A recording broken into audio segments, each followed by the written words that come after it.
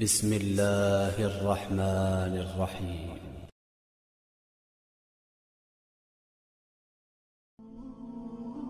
تو نیک ہو اور لوگ تجھے برا کہیں، اس سے اچھا ہے تو برا ہو اور لوگ تجھے نیک کہیں۔ اکثر لوگ اپنی گفتگو سے اگر غیبت، بہتان اور تہمت نکال دیں تو باقی صرف خاموشی رہ جاتی ہے، جو کہ ایک بہترین عبادت ہے۔ ہم تقدیر کو کتنی آسانی سے اپنی ناکامیوں اور زندگی کی غلطیوں کا الزام دیتے رہتے ہیں، لیکن کبھی تقدیر سے ان نعمتوں کی وجہ سے پیار نہیں کرتے جو اس نے ہمیں زندگی میں قدم قدم پر فراہم کر رکھی ہوتی ہے۔ اللہ خود پر کوئی احسان نہیں رکھتا۔ اگر آپ نے اس کے لیے کوئی چیز چھوڑی ہے تو وہ آپ کو اس سے بہتر چیز نوازتا ہے۔ خدا کے اختیار پر کبھی کیا کیا سوال نہیں اٹھاتے۔ کیا بہت بڑا اعتراض ہے؟ کیا وہ میری مدد کرے گا؟ کیا وہ مجھے معاف کرے گا؟ کیا وہ مجھے سنتا ہے؟ اللہ ہمیشہ موجود رہا ہے۔ وہ کبھی کیا نہیں ہوتا، اس الفاظ کو اپنے دل سے نکال دو۔ خدا کی صفت پر کبھی کیا نہیں لگ سکتا۔ وہ جو چاہتا ہے وہ ہو جاتا ہے۔ کیا یعنی شک کو شیطان نے بنایا اور انسان کے ہاتھ میں پکڑا دیا۔ ہدایت بھی ایک نعمت ہے۔ اللہ جسے اس نعمت سے نوازنا چاہتا ہے اسے ہی نوازتا ہے، ورنہ جس کے حصے میں اس رحیم رب کا جلال آئے تو وہ اسے گمراہ رکھتا ہے اس کی ہر دھڑمی کی وجہ سے۔ پھر نہ توفیق دیتا ہے، نہ ہدایت، اور نہ ہی نیکی کا وقت۔ کس نے کہا، کیوں کہا، کتنی تکلیف پہنچی، کتنی بے عزتی ہوئی، یہ سب کو بھول جاؤ۔ یہ زندگی ہے، اس میں بہت سارے لفظ بولے جاتے ہیں، بہت سارے لفظ سہنے پڑتے ہیں، بہت سارے لفظوں کے بہت سارے معنی ہوتے ہیں۔ لفظوں کو اکٹھا کر کے تم انہیں سوچنے اور سمجھنے بیٹھو گے تو پھر زندگی گزار نہیں سکو گے۔ زمین والوں پہ کبھی اللہ تعالی نے ظلم نہیں کیا، زمین والوں پہ ہمیشہ زمین والوں نے ظلم کیا۔ انسان پر بھروسہ بھی کر لیا جائے تو وقت اور حالات پر بھروسہ نہیں کیا جا سکتا۔ وقت اور حالات دو ایسی چیزیں ہیں جو ہر جذبے، ہر رشتے کو بدل دیتے ہیں۔ اللہ ناراض ہو کر روٹی نہیں چھینتا، سجدے کی توفیق چھین لیتا ہے، اور یقین مانو یہی سب سے بڑا خسارہ ہے۔ اللہ ہمیں ہر حالت میں نماز پڑھنے کی توفیق عطا فرمائے۔ حضرت علی رضی اللہ عنہ فرماتے ہیں، ہمیشہ ایسے شخص کو چنا کرو جو آپ کو عزت دے، کیونکہ عزت محبت سے کہیں زیادہ خاص ہوتی ہے۔ اللہ ان کے لیے کن فرماتا ہے جو اس سے آخر تک مناتے رہتے ہیں۔ اپنی من پسند چیز پانے کے لیے اللہ کو اس کے من پسند انداز سے راضی کرتے ہیں، اس کی دہلیز کا چکر لگاتے رہتے ہیں، کیونکہ اللہ معجزے ان کے لیے کرتا ہے جو اس کے دروازے پہ دستک دینا نہیں چھوڑتے۔ اللہ کا ہر نام امید دیتا ہے، پر میرا سب سے پسندیدہ نام الفتح ہے، جس کا مطلب ہے دوست، مشکل میں کام آنے والا، راستہ بنانے والا، مددگار۔ ہم سب اکثر ایسے حالات میں مبتلا ہو جاتے ہیں جہاں ہمیں لگتا ہے سارے دروازے بند ہو گئے، اور ہمیں پھر یاد آتا ہے ہمارا اللہ تو الفتح ہے، وہی ہے جو ہر بند دروازے کے پیچھے لوگوں سے ہمیں ملوا سکتا ہے۔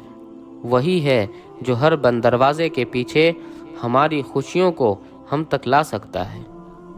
اللہ ہر چیز پہ قادر ہے، وہ جو چاہے کر سکتا ہے۔ میری دعا ہے اللہ ہم سب کے لیے وہ دروازے کھول دے جس کی ہم اس سے امید لگائے بیٹھے ہیں۔ حضرت موسیٰ علیہ السلام یہ نہیں جانتے تھے کہ اللہ ان کے لیے سمندر سے راستہ بنانے والے ہیں، لیکن یہ جانتے تھے کہ اللہ انہیں رسوا نہیں کرے گا۔